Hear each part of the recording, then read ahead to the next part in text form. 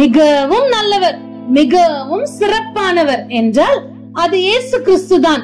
இப்படி எல்லா நற்குணங்களையும் வைத்திருந்த நல்லவராகிய வல்லவராகிய இயேசு கிறிஸ்து மற்றவர்களுடைய நற்கிரியைகளையும் அங்கீகரிக்கிறவராக இருந்தார்.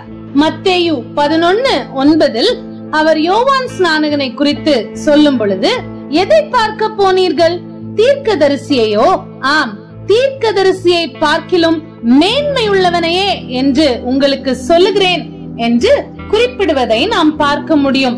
பெத்தானியாவிலே சீமோன் வீட்டிலே தன்னுடைய கால்களில் தைலம் பூசின அந்த ஸ்திரீயை குறித்து மார்க்கு 14:8 இவ்விதமாய் சொல்லுகிறார்.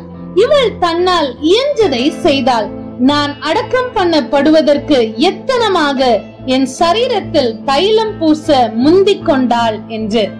தொடர்ச்சியாக 9 இந்த சுவிசேஷம் உலகத்தில் எங்கெங்கே பிரசங்கிக்கப்படுமோ அங்கங்கே இவளை நினைப்பதற்காக இவள் செய்ததும் சொல்லப்படும் என்று மெய்யாகவே உங்களுக்கு சொல்லுகிறேன் என்றார். ஆம், அவளுடைய அந்த நற்செயலை அங்கீகரிப்பதை நாம் இங்கே பார்க்க முடியும்.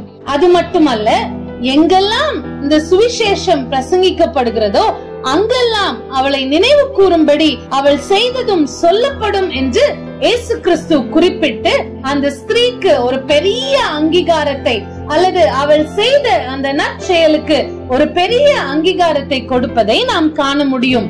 இதே போல ஒரு ஏழை விதவையின் காணிக்கையையும் இயேசு அங்கீகரிப்பதை நாம் மார்க்கு 12:43-44 மற்றும் லூக்கா 21:1-4 பார்க்க முடியும். மார்க்கு 12:44 இயேசு அந்த விதவையை குறித்து சொல்வதை நாம் காண முடியும். அவர்கள் எல்லாரும் தங்கள் பரிபூரணத்திலிருந்து எடுத்து போட்டார்கள், இவளோ தன் வறுமையிலிருந்து தன் ஜீவனத்துக்கு உண்டாயிருக்கிறதெல்லாம் போட்டு விட்டாள் என்றார். லூக்கா 21:3 இயேசு கிறிஸ்து சொல்லுவதை நாம் இப்படியாய் பார்க்க முடியும். இந்த ஏழை விதவை மற்றெல்லாரை பார்க்கிலும் அதிகமாக போட்டாள் என்று மெய்யாகவே உங்களுக்கு சொல்லுகிறேன். அந்த இடத்திலே அநேக ஐஸ்வர்யவான்கள் காணிக்கை பெட்டியிலே தங்கள் காணிக்கைகளை போட்டார்கள்.